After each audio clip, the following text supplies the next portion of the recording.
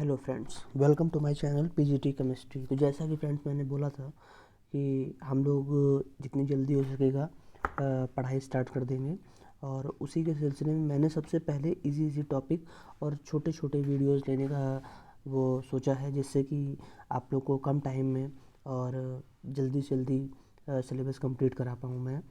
और सबसे इजी जो टॉपिक है जिसमें सिर्फ रटना है, तो आप जितना पहले से उसको एक दो बार अपनी लर्निंग में डाले रहेंगे तो आपको ज़्यादा इजी होगा। और समझने वाली चीज़ें तो आप एक बार भी समझ जाएंगे तो बहुत ज़्यादा प्रॉब्लम नहीं होगी, आप कर लेंगे। और इसलिए मैंने सोचा सबसे पहले जो रटने वाली चीज़ें हैं, और मैक्सिमम एक दो क्वेश्चन इन सब चीज़ों से आ ही जाता है, और ये बहुत ही स्कोरिंग है और बहुत इजी है। इसमें सिर्फ और सिर्फ आपको 4-5 बार लिख के प्रैक्टिस करना है, और मैक्सिमम सबके एग्जाम्पल और सबका जो है फार्मूला वगैरह देखना है कि किसका क्या स्ट्रक्चर है। तो हम लोग सबसे पहले स्टार्ट करेंगे केमिस्ट्री इन एवरीडे लाइफ।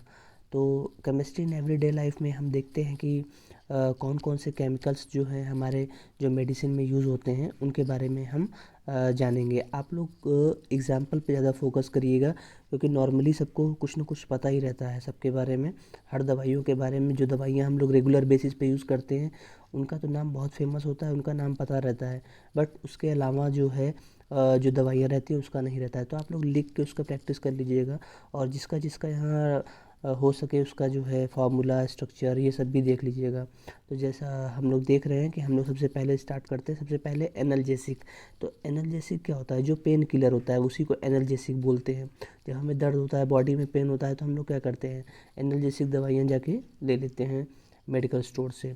तो एनाल्जेसिक जो है वो दो तरह का होता है, वो एक होता है नारकोटिक ड्रग्स और दूसरा होता है नॉन नारकोटिक ड्रग्स। तो नारकोटिक ड्रग्स आप लोग समझ रहे हैं, जो जिसमें जो है जैसे जो लोग सिगरेट वगरेट पीते हैं, मॉर्फिन हो गया और कोडीन हो गया, हीरोइन हो गया, मतलब नशा करने वाली चीज़ें जो कि एडिक्ट कर देती है आपको। जो लोग एडिक्टेड हो जाते हैं उसके बाद वो उससे निकल नहीं पाते हैं, मतलब एडिक्शन होता है। और नॉन नारकोटिक ड्रग्स हमारे जो हैं एनाल्जेसिक कौन कौन से हैं? सबसे फेमस जो है पैरासीटामॉल है, हर कोई जानता है इसके बारे में, लेकिन पैरासीटामॉल का स्ट्रक्चर हर कोई नहीं जानता है। तो आप लोग इसके स्ट्रक्चर पे फोकस करिएगा, क्योंकि आप लोग केमिस्ट्री के स्टूडेंट हैं।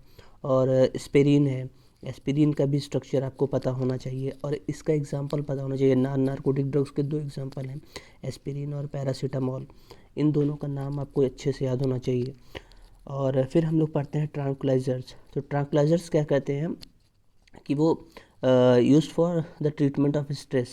और जब हमारे बॉडी में पेन हो, बॉडी में पेन क्या हो, जब स्ट्रेस हो ज़्यादा और मेंटल प्रॉब्लम हो, तो हम लोग ट्रैंक्विलाइजर यूज़ करते हैं। तो इसका एग्जांपल हम लोग देख लेंगे, इसको क्या और नाम भी है इसका, ये नाम भी आप बहुत ध्यान रखिएगा, क्योंकि नाम कुछ और दे दिया तो आप आंसर नहीं कर पाएंगे फिर उसको।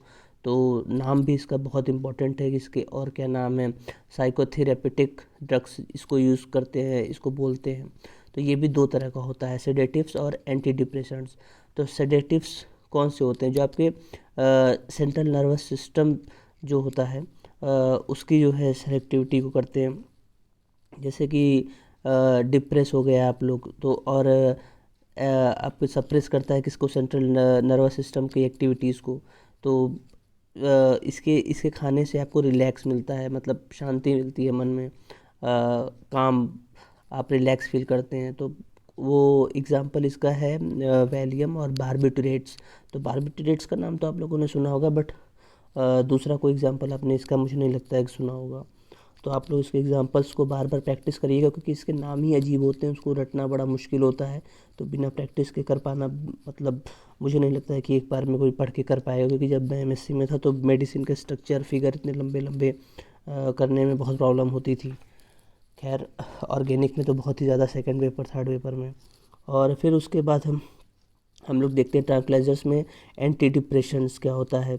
तो जब आप लोग डिप्रेस्ड फील करते हैं तो आपको कॉन्फिडेंस आप में लाने के लिए इनका यूज़ किया जाता है। जैसे कोकीन, जैसे लोग जो लोग नशा करते हैं, इसका एग्जांपल बहुत अच्छा दे सकते हैं।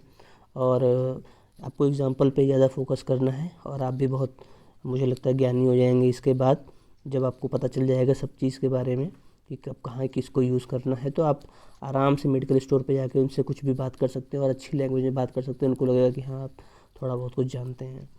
फिर है एंटीपायरेटिक ड्रग्स। तो एंटीपायरेटिक ड्रग्स तो हम लोग मतलब हर कोई बच्चा भी जो है जाता है और आराम से पैरासीटामोल लेके चला जाता है अगर उसको फीवर होता रहता है। तो पैरासीटामोल हो गया, एस्पिरिन हो गया, फिनाइसिटीन हो गया।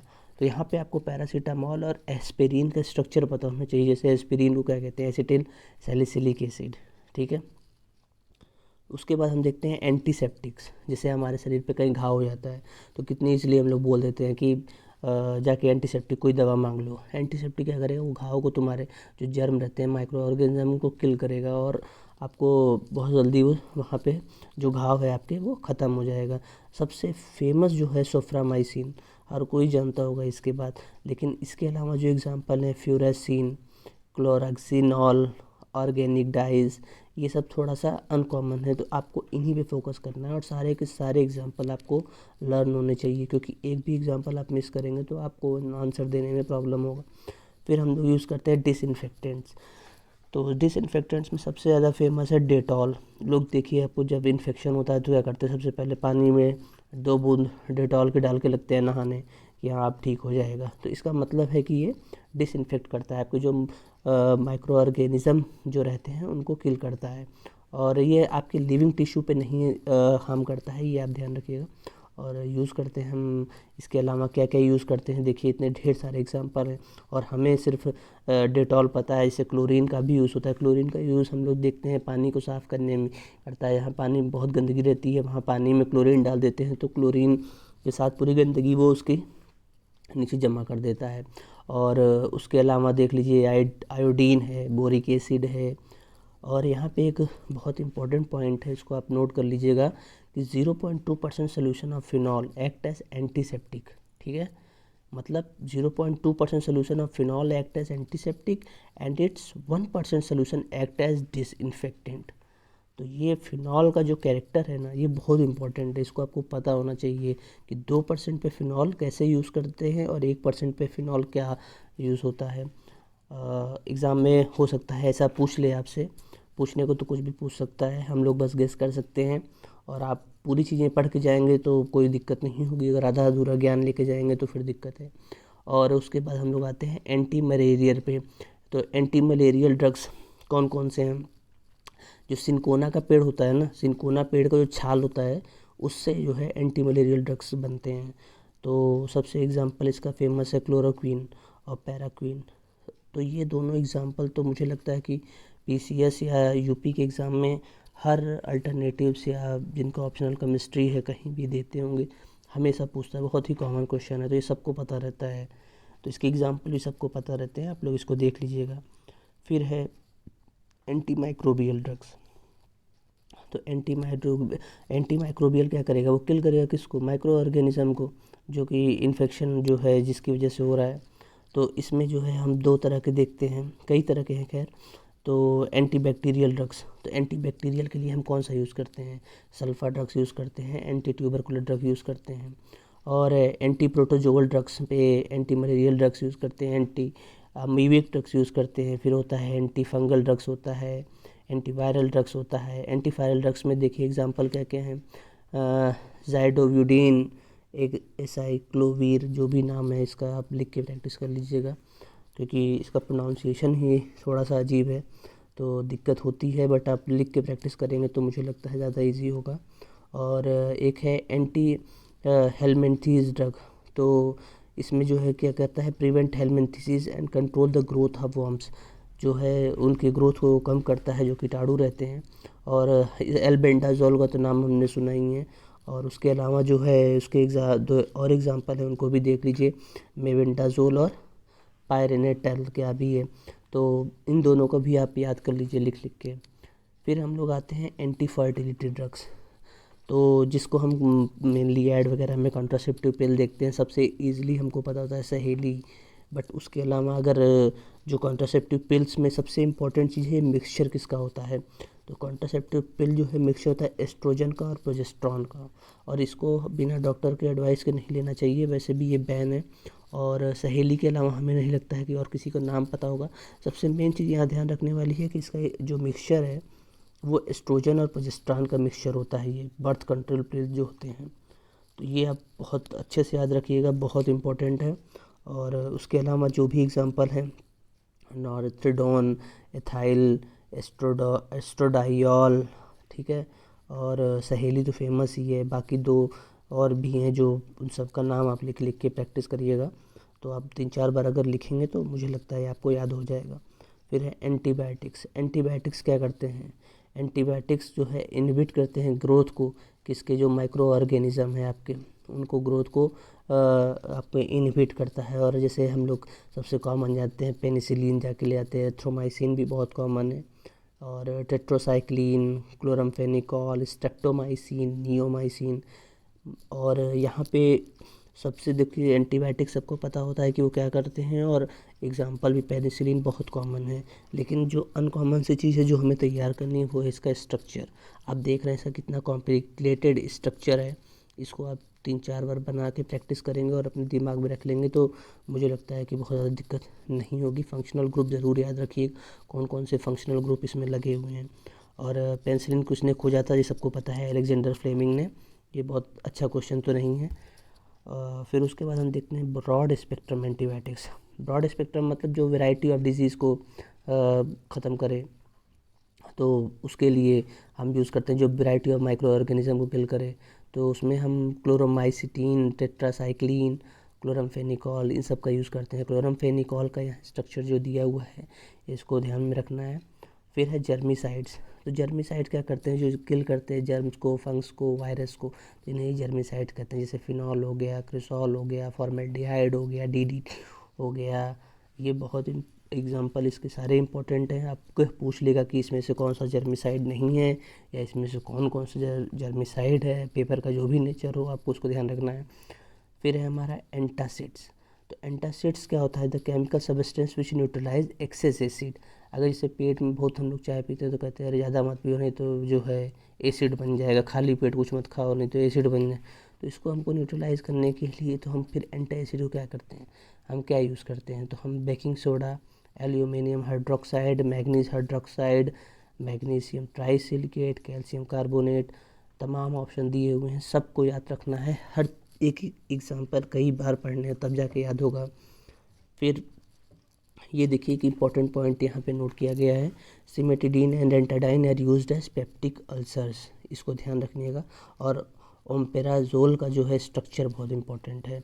स्ट्रक्चर देके पूछ लेगा कि इसमें से ओम्पेराजोल का स्ट्रक्चर कौन सा है, तो इसको कई बार बना के आप देख लीजिएगा, क्योंकि थोड़ा सा बड़े बड़े स्ट्रक्चर और मेडिसिन में ऐसे ही स्ट्रक्चर रहते हैं। जो लोग एमएससी किए होंगे ऑर्गेनिक केमिस्ट्री से उनको पता होगा। और एनेस्थेटिक्स, एनेस्थेटिक्स क्या होता है, जो जब हमको कोई पेन होता है या हमको जैसे चोट लग जाता है तो बहुत ज़्यादा पेन होता है, उस पेन को कम करने के लिए, या जैसे स्टिचिंग करनी रहती है, जैसे घाव हो जाता है तो वहाँ टाँके लगाने के लिए उसके पहले हमको क्या करना पड़ता है, बेहोश करना पड़ता है। मतलब हमारी सेंसिबिलिटी को कम करना पड़ता है, जिससे कि हमको पता ना चले, वो पेन हमें महसूस ना हो। तो हम लोग सबसे कॉमन इसके लिए जानते हैं क्लोरोफॉर्म। बट क्लोरोफॉर्म से भी अलावा भी कई चीज़ें हैं, जैसे कोकीन है, नोवासीन है, विनाइल ईथर है, डाईथाइल ईथर, तो ये सब बहुत कॉमन एग्जांपल हैं। इसको आप याद करके रखिएगा। क्लोरोफॉर्म तो सबको पता है और क्लोरोफॉर्म एग्ज़ाम में देगा भी नहीं, ठीक है। और उसके अलावा हम लोग आते हैं कि कीमोथेरेपी क्या होता है, ऐसा कुछ, ठीक है, वो बहुत ज़्यादा उसमें नहीं है। फिर हम लोग आते हैं एंटीहिस्टामिन्स। तो एंटीहिस्टामिन्स क्या करता है कि the hyper sensitive response of the body of certain person to the external stimuli, that is drugs, foods, dirt, pollen gas, card, allergy, मतलब जिनकी वजह से एलर्जी हो जाती है आपको, तो उनको क्या बोलते हैं, एलर्जेंस। और उस एलर्जी को दूर करने के लिए हम इसका यूज़ करते हैं, उनको बोलते हैं एंटीहिस्टामिन्स। एंटीहिस्टामिन्स ड्रग कौन कौन से हैं ये आपको ध्यान रखना है। और एंटी एलर्जिक ड्रग्स भी इसी को बोलते हैं। और स्किन रैशेस जैसे हो जाते हैं किसी को पोल्यूशन से, किसी को धुएं से, किसी से भी हो जाता है। मेरा एक फ्रेंड है उसको डस्ट से एलर्जी है, तो कुछ भी हो सकता है। तो उसके लिए आप जो है क्या क्या यूज़ करेंगे, इसके एग्जांपल आप देख लीजिए, प्रोमाथिजीन, हाइड्रोक्सीजीन।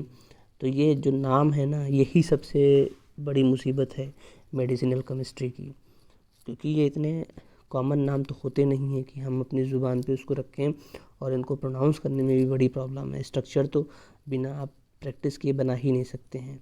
तो मुझे लगता है कि आपको समझ में आ रहा होगा। और ये बहुत छोटा सा वीडियो मैंने बनाया है, ज़्यादा बड़ा वीडियो नहीं बनाया, जिससे कि आपको कोई प्रॉब्लम ना हो।